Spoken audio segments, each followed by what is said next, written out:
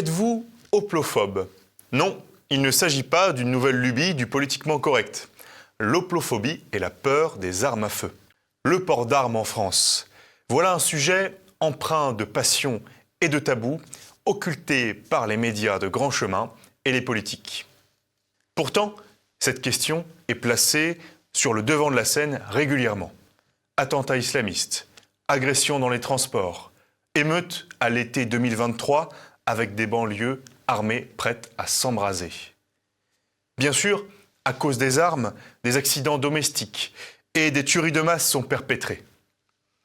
Mais ce que l'on dit moins, c'est que parfois les armes peuvent avoir d'autres fins et même sauver des vies.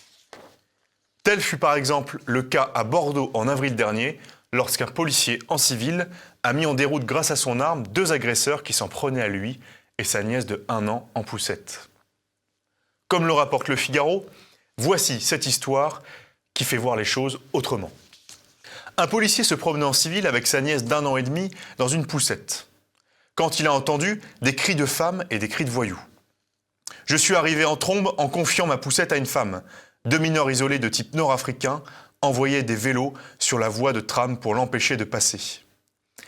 Il y a un temps pour le dialogue et un temps pour l'intervention, explique l'agent de la police nationale qui n'a pas hésité à en venir aux mains pour dérouter les 2 individus. Mais l'histoire ne s'arrête pas là. Alors que la police nationale arrivait, ils me faisaient, les agresseurs, des grands gestes en me désignant et en mimant un égorgement, rappelle alors le policier. Alors que le policier en civil avait repris sa route, les 2 individus sont revenus à la charge. L'un d'eux tenait un couteau de cuisine en main. Le policier a alors immédiatement dégainé son arme de service et mis en joue ses agresseurs en leur intimant d'obtempérer. J'avais l'impression qu'ils essayaient de se rapprocher de ma nièce dans la poussette. Heureusement qu'il a arrêté d'avancer parce que j'aurais tiré. Pourtant, dans le même temps, on constate en France un droit de plus en plus restrictif sur les armes, alors que le simple port d'une opinel, vous savez, le petit couteau de la marque française, est désormais sanctionné de 500 € d'amende et d'une inscription au casier judiciaire. Et ces petits couteaux ne sont pas les seuls concernés par les restrictions. L'État resserre aussi l'étau autour des armes à feu. Tel fut notamment le cas lorsque les Français ont massivement rendu les fusils de leur grand-père aux forces de l'ordre pour qu'ils soient détruits, alors qu'il s'agissait parfois de pièces de collection. C'est en 2022 que plus de 65 000 armes à feu ont été ainsi remises à la police lors de la campagne d'abandon des armes sans poursuite judiciaire.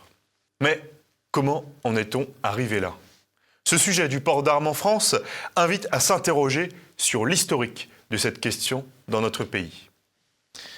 Sous l'Ancien Régime, bien que réglementé, posséder des armes était toléré pour tous les sujets. Il était alors chose commune de se munir d'épées et de mousquets, surtout pour la noblesse et la bourgeoisie. D'ailleurs, en 1789, lors de la Révolution, les révolutionnaires ont mis l'accent sur l'égalité des citoyens, ce qui a entraîné une certaine libéralisation du port d'armes. En effet, l'accès aux armes était un droit tellement fondamental et banalisé que les révolutionnaires le considéraient comme un droit naturel. Particulièrement pour le compte de Mirabeau, qui avait proposé que ce droit soit adopté au projet d'article constitutionnel. Tout citoyen a le droit d'avoir chez lui des armes et de s'en servir, soit pour la défense commune, soit pour sa propre défense, contre toute agression illégale qui mettrait en péril sa vie, les membres ou la liberté d'un ou plusieurs citoyens. Ainsi, ce droit aux armes considéré comme fondamental lors de la Révolution a en fait été retiré à la veille de la Seconde Guerre mondiale en 1939. Dès lors, le port d'armes était interdit, sauf exception. Sous le gouvernement de Vichy, le non-respect de cette loi était même passible de la peine de mort. Mais alors, qu'en est-il dans les autres pays chez nos voisins? Faisons une étude du droit comparé du port d'armes. En Europe occidentale, nos voisins allemands ne sont pas vraiment plus libéraux, c'est le moins qu'on puisse dire. Et eux aussi ont une aversion envers les couteaux de cuisine tueurs. Comme le souligne Libération, en Allemagne, l'attaque de Solingen relance le débat sur l'interdiction des couteaux, carrément. Alors, quid de nos voisins d'Europe de l'Est? Nous avons demandé au vidéaste expert des armes, Claude Reynaud, son avis. Pour les pays d'Europe de l'Est, alors contrairement à ce que beaucoup pensent, il y a beaucoup d'États, enfin beaucoup de pays, je veux dire, qui ont un port d'armes. Alors la Pologne avait un port d'armes assez simple depuis que la Russie a envahi l'Ukraine. Ce port d'armes a été très très simplifié, hein, vraiment beaucoup plus qu'avant. C'est très facile d'avoir un port d'armes en Pologne, même pour un étranger, hein. Mais vous avez la Pologne, mais en fait vous avez aussi la Lituanie, la Slovénie, la République tchèque. Vous avez le Liban depuis pas mal de temps. Israël, c'était un port d'armes très quasi inexistant, qui existait mais quasi inexistant. Depuis le 7 octobre, évidemment, c'est devenu très facile d'avoir un port d'armes en Israël. Voilà, vous avez quand même pas mal de pays en Europe de l'Est où vous avez un port d'armes. Et à chaque fois, ça se passe toujours de la même façon. Casier judiciaire vierge, vous devez être très bon avec une arme à feu, vous vous débrouillez avec votre matériel, les munitions, l'entraînement, etc. Et le moindre petit pet de travers, vous perdez tout simplement. Et du coup, ça se passe très bien. En Pologne, par exemple, on a des instructeurs de tir qui ont tout perdu parce que alcool au volant. Voilà, c'est-à-dire, le mec, il avait son port d'armes, il était instructeur de tir et là-bas, en Pologne, ils ne rigolent absolument pas du tout avec l'alcool au volant. Il y a eu beaucoup de morts à cause de ça et donc du coup, le mec, même si c'était son boulot, même s'il était instructeur, même s'il avait son port d'armes et tout, le moindre petit pet de travers, il retire les armes justement pour éviter qu'il y ait un problème et ça marche très bien. Dans ces pays-là, ça marche très bien. Parce que les armes sont laissées à des gens qui sont respectables et qui respectent la loi, qui respectent l'entraînement, qui respectent tout et de plus, il n'y a aucune immigration de masse. Quant à savoir quel est le droit en vigueur aux États-Unis, et plus particulièrement au Texas, quoi de plus naturel que de demander à Baptiste Marchais? Au Texas, on a ce qu'on appelle un port d'armes constitutionnel. Donc, il faut comprendre que dans la Constitution américaine, il y a le second amendement qui existe, qui dit que on ne peut pas empêcher les gens, on ne doit pas empêcher les gens de s'armer, donc de détenir des armes, de les porter et de s'organiser en milice. Euh, donc, c'est normalement quelque chose qui est qu'on ne peut pas tu vois, qu'on ne peut pas une limite qu'on ne peut pas franchir. Il se trouve que bon, ça débatte parce que comme je te l'ai expliqué, dans certains États c'est plus compliqué. Au Texas, on a décidé, le gouverneur Grable il y a quelques années a décidé d'implanter ça dans la Constitution texane également. Donc aujourd'hui, c'est dans notre Constitution comme un droit constitutionnel, donc c'est inaliénable, peu importe les décisions prises à niveau fédéral. Ça veut dire qu'au Texas, n'importe qui de majeur, à partir du moment où tu passes ta majorité, tu n'as pas besoin de faire des démarches, tu n'as rien de droit de spécial, tu obtiens simplement le droit de détenir et de porter une arme sur toi.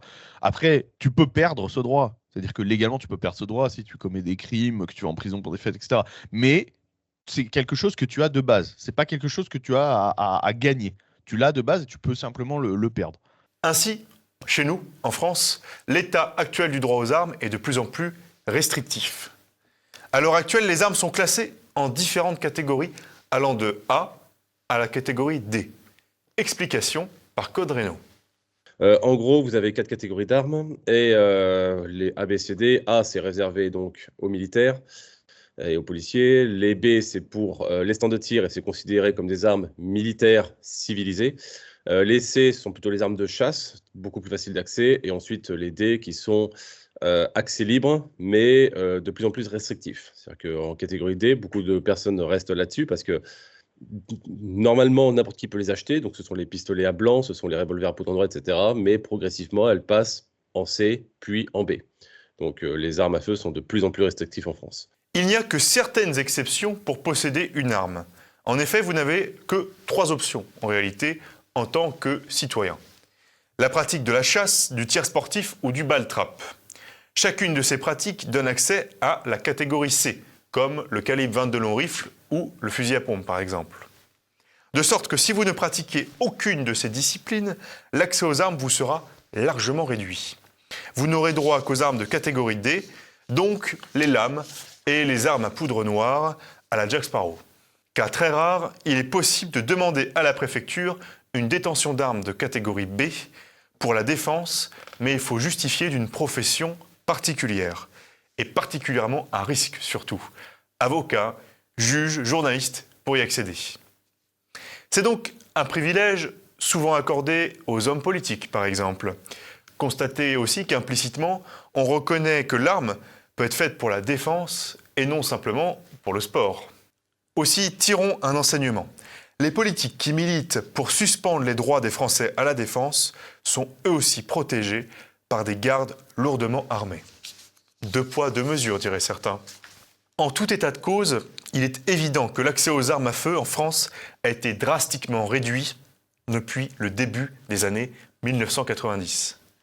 Naguère, il y avait une distinction entre le port d'armes et le fait de posséder une arme simplement. Avant cette époque, il était relativement aisé d'acheter un fusil en France dans un supermarché, par exemple, avec simplement une carte d'identité et un casier judiciaire vierge, comme c'est le cas aujourd'hui dans certains États des États-Unis. Mais depuis sont arrivés de nombreux décrets européens réduisant le droit d'accès aux armes, notamment pour la défense du domicile dans un premier temps, puis interdisant l'accès aux armes en dehors, nous l'avons dit, du cadre sportif ou de la chasse. On constate ainsi une continuité et une convergence entre le droit européen et le droit français qui se veut limitatif en matière d'armement civil. En plus de ces décrets restrictifs sur l'accès aux armes, il en existe d'autres visant à interdire purement et simplement certaines plateformes, à l'instar des armes automatiques ou anciennement automatiques. Par exemple, certains possesseurs d'armes ont modifié leur matériel pour le rendre conforme à la législation en vigueur. Puis, lesdites armes ont été en fait interdites postérieurement. Dans ce contexte, les tireurs concernés doivent alors rendre ce matériel sans condition ni indemnité, bien évidemment.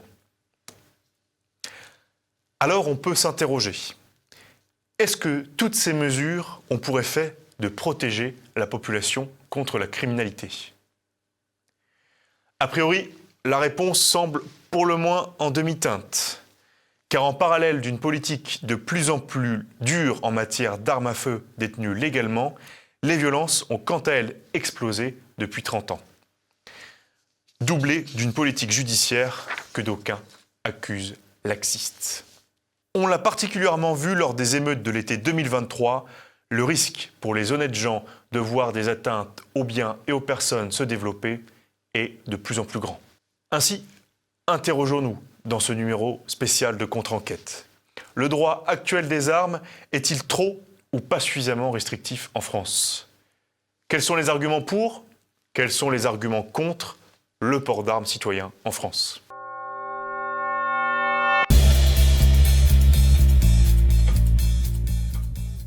Commençons par faire état des thèses de ceux qui s'opposent au port d'armes. Sur ces questions, certaines associations bien connues sont très actives, à l'instar de Amnesty International, par exemple, avec le site Control Arms pour soutenir la campagne Contrôler les armes, ou encore l'Oxfam de concert avec la Coalition pour le contrôle des armes à feu qui aboutissent à des traités internationaux de régulation des armes. Bien sûr, ces arguments opposés au port d'armes sont les mieux connus du grand public, car relayés abondamment par la presse et par l'État. Passons en revue les points que l'on peut retrouver à ce sujet. D'abord, la justification la plus souvent employée pour interdire les armes est celle des tueries de masse aux États-Unis, à cause des psychopathes qui auraient librement accès aux armes. Le credo est simple, sans armes, c'est la paix. En ceci, seul l'État devrait détenir le monopole de la violence légitime. Et le citoyen lambda n'a pas à avoir d'armes, sinon cela dégénère. De sorte qu'il faudrait à terme se débarrasser de ces moyens de meurtre, car une arme inciterait intrinsèquement à commettre l'irréparable. En effet, la présence d'une arme à feu donnerait des idées noires et ferait monter de facto la violence. Également, avec une arme à feu, la proportionnalité de la réponse à la menace ne serait pas respectée. Par exemple, même un voleur qui s'introduit dans un domicile et qui est non armé sera tué par une arme. Cette situation ne respectant pas alors la légitime défense au sens de l'article 122-5 du Code pénal. Ou enfin, on pourrait évoquer les risques d'accidents domestiques divers, les mauvaises pensées chez le petit garçon qui voit l'arme de son père, ou la présence d'une arme chargée, mal stockée, qui peut aggraver les risques de jouer avec ou de commettre un suicide. Mais alors, quels sont les arguments en faveur du port d'armes ou même de la possession d'une arme en France? Nous avons demandé à 3 intervenants, Claude Reynaud, Baptiste Marchais et un tireur sportif nommé Paul leur opinion à ce sujet. Laissez les Français se défendre. Qui défend les Français? Qui défend? C'est pas les flics qui défendent les Français. Les Français n'ont pas le droit du tout de se défendre. Mais en fait, ça serait même pas un port d'armes qu'il faudrait. Il faudrait reforger carrément le système de justice. C'est un problème d'injustice, c'est ça le problème. Il n'y aura pas de port d'armes en France tout de suite. Il y aura un port d'armes de facto. Et à moins qu'on ait vraiment un changement de politique, mais vraiment radical, hein, là, qui se fera certainement jamais, il n'y en aura pas. Le port d'armes, c'est une solution dans énormément de pays. À chaque fois qu'il y a un pays avec énormément de criminalité, le port d'armes aide beaucoup à ce niveau-là. Vous prenez le Brésil, par exemple. Le Brésil, quand le nouveau président est arrivé, là, il y a pas mal d'années, là, il voulait justement gérer la criminalité. La première chose qu'il a fait, c'était rendre le port d'armes totalement légal pour toutes les personnes qui n'avaient pas eu de problème avec ça. Pour avoir un port d'armes en France, il faudrait un État qui s'occupe des Français. Ce n'est pas le cas. L'État s'occupe d'eux-mêmes. Hein. C'est plus possible. On ne peut pas avoir de port d'armes en France tant qu'on n'aura pas une crise majeure. C'est-à-dire que, moi, comme je dis depuis des années, hein, ce que vous aviez dit tout à l'heure, le Liban, c'est la France dans 10 ans. En gros, au Liban, qu'est-ce qui s'est passé? Tout le monde a des armes. Tout le monde a des armes. Il n'y a pas de possibilité légale. C'est très difficile au Liban d'acheter des armes à feu, mais tout le monde a des armes. Si un flic vous croise dans la rue, il vous fouille, il voit que vous avez un flingue, bah oui, vous avez un flingue. Et alors, je veux dire, c'est tellement la guerre depuis 50 ans dans ces pays-là qu'il y a un port d'armes de facto. Et c'est ce qui va arriver dans quelques années. On voit, je connais beaucoup de monde qui ont un flingue sur eux constamment. Un flingue pas déclaré, donc des petits Browning là, de 1800 et quelques. Ils ont des mini revolvers à poudre noire. Je connais beaucoup de personnes qui ont qui portent des armes sur eux. Parce que quel est le danger de se faire contrôler par un flic et quel est le danger d'aller dans un quartier rempli de jeunes sans défense? Philosophiquement, je trouve ça absolument insupportable d'interdire aux gens de porter une arme. Et en fait, déjà, c'est le premier problème en France. Le premier problème en France, c'est qu'on puisse avoir même ce débat, en fait. C'est-à-dire qu'on puisse même penser que c'est normal. C'est-à-dire qu'en fait, c'est absolument anormal. C'est absolument anormal et absolument terrifiant qu'on puisse laisser à l'État le soin de dire non, vous ne vous défendrez pas.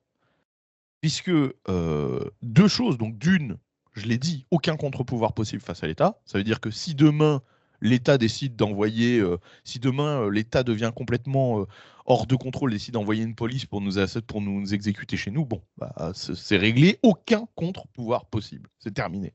Donc ça, c'est la première chose. La deuxième chose, c'est que l'État ne peut pas garantir votre sécurité. On le sait, encore plus en France. Hein. Aujourd'hui, on voit bien les taux exceptionnels de criminalité, etc. Là, la France est devenue extrêmement dangereuse. Mais on vous dit donc, on ne peut pas assurer votre sécurité, pas toujours, même très peu de fois, mais vous ne devez pas le faire non plus. Point. C'est-à-dire que il y a le feu chez vous, les pompiers ne viendront certainement pas, mais c'est absolument interdit d'avoir un extincteur et d'éteindre le feu vous-même. Vous brûlerez, c'est la loi. Mais c'est terrible, mais c'est ça. Vous êtes dans votre voiture qui brûle et on vous dit non, c'est interdit de descendre de votre voiture sur l'autoroute. Donc vous resterez dans votre voiture à brûler. Et aujourd'hui, c'est ça le débat. Le débat, c'est de savoir, alors c'est normal de brûler vif dans sa voiture ou c'est pas normal? Non mais c'est fou d'avoir ce débat. D'abord l'exemple des États-Unis, parce que c'est toujours l'exemple qui revient le plus dans le débat. Oui, dès que tu dis aux gens, il faut qu'on ait le port d'armes ici, il faut qu'on ait une détention d'armes, ils vont dire ah ouais, pour que ça se passe comme aux États-Unis. Eh bien très bien. Alors parlons des États-Unis d'abord, puisque les États-Unis est plutôt un mauvais élève en termes de matière d'armes à feu, justement, puisque du fait de cette disparité entre des États où il y a justement des fortes possessions d'armes et d'autres où il n'y a pas du tout, les statistiques sont assez biaisées. Mais on va prendre les États-Unis. Alors je vais te citer, tout ce que je vais citer comme source, ça vient l'étude du Sénat de la National Firearms Survey de 2021, la Expanded Homicide Table du FBI de 2017 et les statistiques publiques du Bureau de la Justice sur les violences avec armes entre 1993 et 2011. Donc des sources de l'État qui lui-même est le premier opposant au second amendement. Je le redis, ces sources viennent de l'État qui est opposé au port d'armes.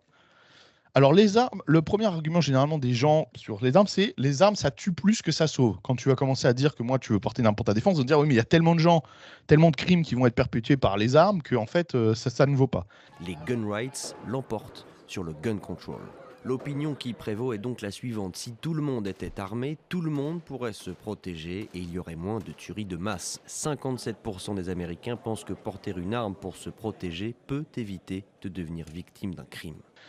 Alors, par an, aux États-Unis, il y a 2 500 000 crimes évités par des citoyens armés. Ça fait 6 000 par jour. Environ 15% d'entre eux ont eu la vie sauve grâce aux armes à feu. 192 500 femmes par an évitent un viol grâce à leurs armes.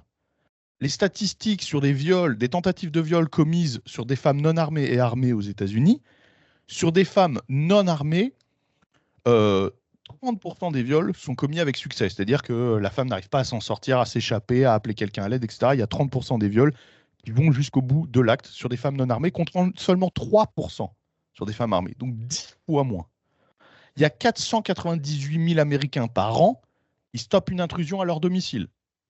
Et sur tous ces crimes qui ont été évités, 182 000 de ces crimes étaient dans des lieux publics. Alors on va dire, oui, mais en fait, ça dépend de juste qui a utilisé son arme en premier, le criminel ou la victime. Eh bien non, parce que dans 83% des cas, le criminel a attaqué ou menacé en premier. Alors, on va dire, oui, très bien, donc ça, tu viens de nous citer les gens qui se sont sauvés, mais combien de gens ont été tués, etc., à cause de ça? Il y en a beaucoup plus. Eh bien, non. Les armes à feu, écoute-moi, et là, c'était très important. Les deux stats que je vais te donner sont les plus importantes parce que normalement, elles atomisent le débat. Normalement, c'est terminé après ça. Les armes à feu aux États-Unis, hein, sont utilisées 6 fois plus pour se défendre que pour commettre des crimes. Pour chaque mort par arme à feu aux États-Unis, en incluant les crimes, les accidents et les suicides, il y a 13 vies de sauvées. Il y a 13 fois plus de gens qui se sauvent grâce à une arme que de gens qui sont tués à cause d'une arme, y compris les suicides, etc. Donc normalement, en fait, c'est la fin du débat. Et malgré ça, les gens, tu verras, passeront complètement outre ce chiffre. Il faut le redire, 13 fois plus. 13 fois plus. Ça veut dire que si vous enlevez les armes demain aux États-Unis, il y aura 13 fois moins de personnes, d'accord? Il y aura 13 fois plus de morts, finalement, que de gens qui ont été sauvés grâce à ça. Pour chaque mort que vous aurez évité par une arme à feu en ayant totalement retiré les armes à feu aux États-Unis, si tant est que ce soit possible, il y aura 13 personnes qui seront tuées. Il faut bien le redire. Alors après, on va dire, oui, mais alors il y a aussi une clause morale qui dit l'agresseur, il ne mérite pas forcément de mourir. Parce qu'en fait, tu te fais agresser ou cambrioler, tu tires sur une personne, elle meurt, ça vaut pas forcément, tu vois, c'est pas forcément proportionnel. Eh bien, dans 92% des cas, la victime de ces crimes dont je vous ai parlé, dans 90% des cas, la victime a juste brandi son arme ou tiré en l'air. Et dans 91% des cas, aucun tir n'a été effectué. Le fait même de montrer une arme évite l'agression. Donc c'est pour ça que d'ailleurs, souvent les gens vont dire pour porter une arme, oui, mais il faut être formé, etc. Mais pas forcément, parce qu'en fait, rien que le fait d'avoir une arme sur vous, même si vous ne savez pas vous en servir, rien que le fait de la sortir, dans 90% des cas, plus de 90% des cas, c'est suffisant. Alors on va dire, oui, mais la police, elle est déjà armée, et c'est suffisant. Sur l'ensemble des tirs, considérés légalement comme de la légitime défense aux États-Unis, il y en a 41%, donc un peu moins de la moitié, qui ont été commis par des civils. Donc la police est armée, ça ne représente que la moitié quasiment des tirs de légitime défense. Ça veut dire que toutes ces personnes, c'est grâce à elles-mêmes qu'elles se sont sauvées. Et ensuite, il faut parler des autres pays très rapidement. Par exemple, en 1977, le Canada a interdit la possession d'armes de poing. La même année, les intrusions au domicile ont augmenté de 25%. Et en Europe, prenons l'Europe, parce que les États-Unis, le problème, c'est que beaucoup de statistiques sont biaisées, comme je l'ai dit, parce qu'il y a des États où la possession d'armes est complètement inexistante quasiment, et ce sont les États, d'accord, où il y a le plus de crimes. Il faut comprendre que 97% des crimes par arme à feu aux États-Unis sont commis, des crimes, pardon, en général, 97% des crimes violents aux États-Unis sont commis dans les 3% des États-Unis où il y a le moins d'armes à feu. Il faut bien comprendre ça. Tous les États, les 10 premières villes les plus criminelles aux États-Unis sont 10 villes sans armes à feu. 10 villes où les armes à feu sont interdites. Donc c'est pour ça que les États-Unis, ce n'est pas forcément un meilleur exemple. Prenons les pays d'Europe. Quels sont les pays d'Europe avec le plus d'armes par habitant? La Serbie, 39 armes pour 100 habitants. 39 armes pour 100 habitants. La Suisse, 32 pour 100 habitants. La Finlande, 32 pour 100 habitants. L'Islande, 30 pour 100 habitants. Chypre, 24 pour 100 habitants. Dans tous ces pays, le taux d'homicide est plus faible qu'en France. Et on parle que d'homicide. c'est une mauvaise statistique, les homicides, parce qu'en fait, ce qui est important, c'est les tentatives d'homicide. Parce que il y a certains de ces pays qui ont des services de secours, des services de santé qui sont moins développés qu'en France. Donc en fait, en France, si vous tirez sur quelqu'un mais qui se sauve, c'est pas considéré comme un homicide, mais une tentative d'homicide. Donc ça ne rentre pas dans les statistiques. Mais malgré ça, en Serbie, c'est en dessous de la France. À Chypre, en Islande, c'est plus de 2 fois inférieur. Le taux d'homicide est plus de 2 fois inférieur. Et on peut parler aussi des cambriolages. Les cambriolages en France, pour 100 000 habitants, donc c'est une statistique de 2019, 350 cambriolages pour 100 000 habitants. En Serbie, statistique de 2017, 20 cambriolages pour 100 000 habitants. Et même la statistique nationale des États-Unis en général, c'est seulement 250 cambriolages pour 100 000 habitants. Et encore une fois, parce que aux États-Unis, le problème, c'est que les gens utilisent la statistique des homicides, et même des homicides par arme à feu, qui est une mauvaise statistique pour 2 raisons. D'une, tous les endroits où les homicides par arme à feu, les crimes par arme à feu sont les plus élevés, ce sont les endroits où les crimes sans arme à feu sont les plus élevés également. Donc en fait, ce n'est pas lié aux armes à feu, c'est lié à la criminalité tout court. C'est-à-dire que les gens commettent des crimes, que ce soit avec arme ou pas. Et la deuxième chose, c'est qu'énormément des crimes par arme à feu sont commis par des membres de gangs envers d'autres membres de gangs. Donc en fait, c'est la principale chose. Ici, je peux en parler au Texas. Au Texas, quasi-totalité des homicides, c'est ça. Ce sont des gangs qui s'entretuent et en fait, ça ne touche pas la population. Ça se passe dans les ghettos, ça se passe à la frontière. Et en fait, nous, on est très, très peu touchés par ça, mais ça fait augmenter ce niveau. Donc, il faut regarder plutôt le nombre d'agressions, le nombre de cambriolages, les choses qui touchent la population. Et là, on le voit, ces statistiques sont infiniment plus basses qu'en France. Quant aux autres arguments opposés aux armes, Paul, le tireur sportif, nous répond. On pourrait rétorquer qu'il y a toujours des fous et des criminels qui, par définition, ne se soucient pas de la loi et qui pourront se procurer une arme s'ils le veulent vraiment. Quant à l'argument d'absence de proportionnalité et de légitime défense, on constate que ce sont souvent les plus faibles physiquement qui sont attaqués. Femmes, personnes âgées. Ainsi, comment peut-elle se défendre sans armes ? Certaines voix, plus libertariennes, estiment en outre que si seules les forces de l'ordre étaient armées, cela serait en réalité un abus de pouvoir par l'État. Écoutons leurs arguments. Selon vous, donc, ce n'est pas seulement les forces de l'ordre qui devraient être armées ? Non, pour moi, les forces de l'ordre ne devraient pas être armées. Ils ne sont pas entraînés. Combien de fois les flics ont le droit de sortir leur flingue ? Combien de fois les flics se suicident avec leur flingue ? Voilà, vous faites le calcul, retirez les armes des flics. Ils n'ont pas l'entraînement pour ça. Et ils sont tellement sous un état de stress parce qu'ils n'ont pas le droit de faire leur travail que leur arme ne sert pas à rendre la justice. Combien de munitions les civils tirent pour s'entraîner ? Des centaines à chaque fois que je vais au stand de tir. Quand je vais au stand de tir, quand j'allais, c'était 200, 300 cartouches à chaque fois. Les flics, c'est 50 cartouches par an. Ils sont pas là pour ça, en fait. Un civil extrêmement entraîné qui passe son temps à s'entraîner n'a pas le droit de porter une arme à feu. Pourquoi est-ce qu'un flic le devrait ? Leur justification, c'est « oui, mais eux, ils connaissent la loi ». C'est ça. Eux, ils savent pourquoi ils ne doivent pas se défendre, pourquoi est-ce que légalement, ils n'ont pas la possibilité de se défendre. Moi, j'apprends à être efficient. Ça, et en plus, le problème, c'est qu'ils ont aussi extrêmement peur des Français. Voilà, il y a plein de choses qui font que les flics ne veulent pas que les civils puissent se défendre. D'un, ils pensent que l'État doit avoir le monopole de la violence, alors qu'ils sont totalement conscients qu'eux-mêmes ne sont totalement incapables de le faire.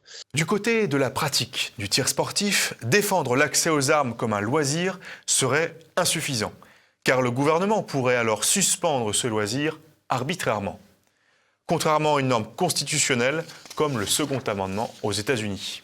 Et est-ce qu'on a une sorte d'équivalent de la NRA en France, par exemple avec la Fédération française de tir ? Non, pas du tout. Au contraire, la Fédération française de tir, c'est vraiment... Non, c'est au contraire, la Fédération française de tir, c'est un officine étatique déjà. Donc, il faut bien comprendre ça. C'est que c'est une fédération nationale, c'est l'État. Donc, non, il y a aucun... Déjà, non seulement il n'y a aucun contre-pouvoir. En France, de manière générale, il n'y a aucun contre-pouvoir à l'État. On a un État centralisé qui est tout puissant dans tous les domaines. Il n'y a rien, il n'y a pas de lobby puissant qui fasse qui puisse faire opposition à l'État, parce que dans tous les domaines, l'État, finalement, même quand on parle de lobby, même ceux qui nous dérangent, de lobby LGBT, etc., c'est pas un lobby dans le sens où il s'oppose pas à l'État, parce que c'est quelque chose que l'État utilise. Les membres même de l'État, du gouvernement en font partie. D'ailleurs, certains tireurs sportifs sont menacés à cause de leur liberté de parole quant au sujet tabou de la défense du domicile et du port d'armes citoyen.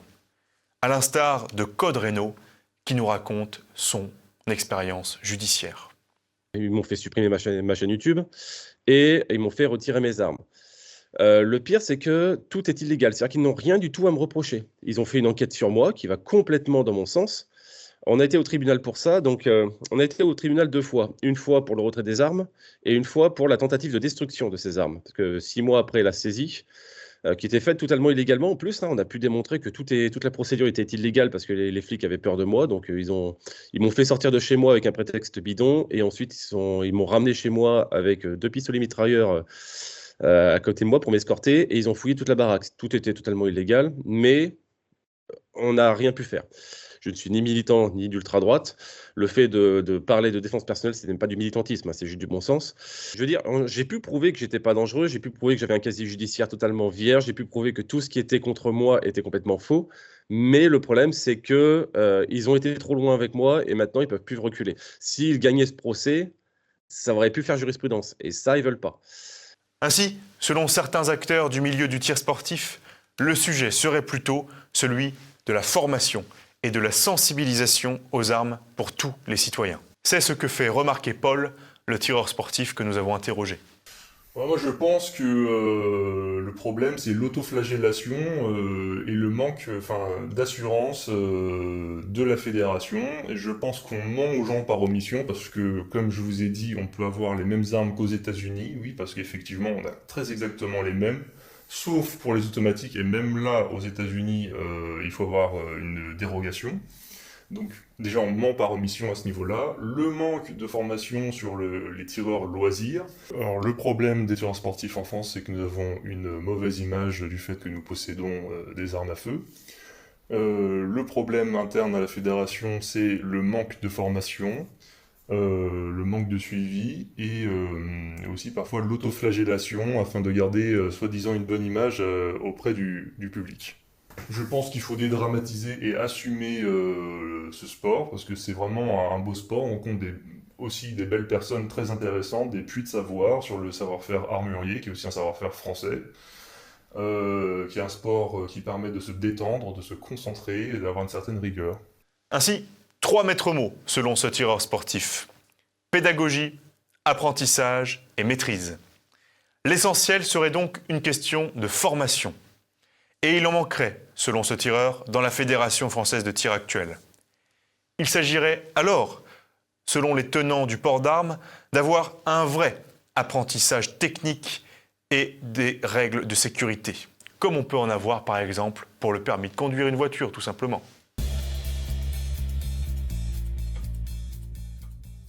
Concluons ce contre-enquête par les propos du libertarien Elon Musk, qui sera dans les prochaines années au premier plan dans tout l'Occident. Le droit de porter des armes est là pour protéger la liberté d'expression et pour empêcher un gouvernement tyrannique de vous retirer vos droits, dit-il pour la NRA. Et vous alors, qu'en pensez-vous?